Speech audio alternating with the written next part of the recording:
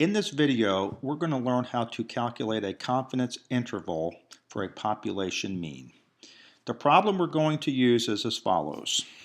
In order to estimate the national retail price for milk, an economist surveys stores from 12 cities and obtains the following data for the price of 1 gallon of milk. Here are those 12 data points that reflect those prices. The prices are normally distributed and there are no outliers in the data. What is the 95% confidence interval for the mean price of a gallon of milk? So because there is no population standard deviation, we're going to work with a sample standard deviation, and by definition this problem is a t-interval because we don't have that population standard deviation. So we're going to go ahead and calculate the sample statistics, and we're just going to do average for these 12 data points using Excel. We'll calculate the standard deviation of the sample.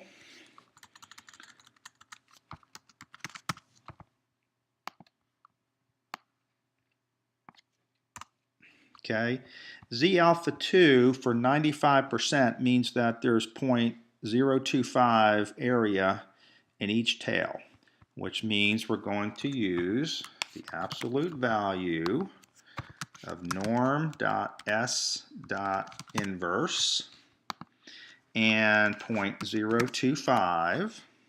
That's the area in each tail, and the Z alpha over 2 is 1.96, and you may have memorized that by now. And there are 12 data points. So I'm going to go ahead and round these down a little bit. Okay, because we're using a t-interval, we're going to use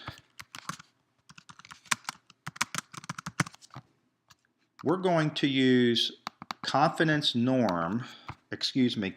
t, because this is a t-interval, and alpha is 0.05. Okay? Standard deviation, which is a sample, is 0.257, and the sample size is 12. Okay? So our margin of error is equal to 0.163.